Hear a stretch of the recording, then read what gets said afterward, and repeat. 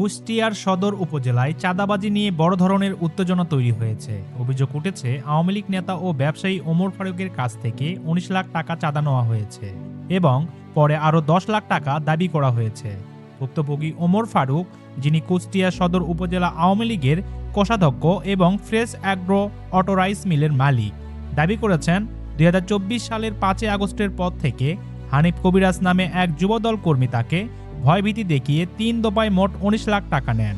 এমনকি মেরে ফেলা ও চোখ তুলে ফেলার হুমকিও দেওয়া হয় বলে অভিযোগ করেন তিনি। ত্রয়োদশ জাতীয় সংসদ নির্বাচনের আগে আবারও ১০ লাখ টাকা দাবি করা হলে বিষয়টি তিনি বিএনপি প্রার্থী জাকির হোসেন সরকারকে জানান। এরপর থেকেই ক্ষুব্ধ হয়ে ওঠেন অভিযুক্ত হানিফ।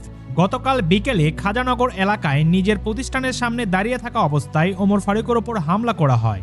অভিযোগ, হানিফ কবিরাজ ও তার সহযোগীরা তাকে মারধর করেন এবং জানতে চান কেন তিনি বিষয়টি বিএনপির নেতাকে জানিয়েছেন। ঘটনার প্রতিবাদে স্থানীয়রা বিক্ষোভ মিছিল ও সমাবেশ করেন। কুষ্টিয়া আলমডাঙ্গা সড়ক অবরোধের চেষ্টাও হয়।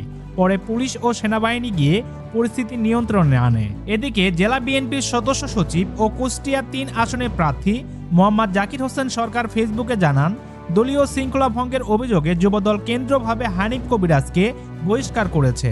পুলিশ জানিয়েছে লিখিত অভিযোগ পেলে আইনগত ব্যবস্থা নেওয়া হবে। সম্মানিত ভিউয়ার্স, কুষ্টিয়ার এই ঘটনা ঘিরে আপনার যদি কোনো মতামত থাকে তাহলে আপনি ভিডিওর নিচে কমেন্ট করে জানাতে পারেন। ভিডিওটি ভালো লাগলে একটি লাইক দিয়ে আমাদের চ্যানেলটি সাবস্ক্রাইব করে রাখবেন।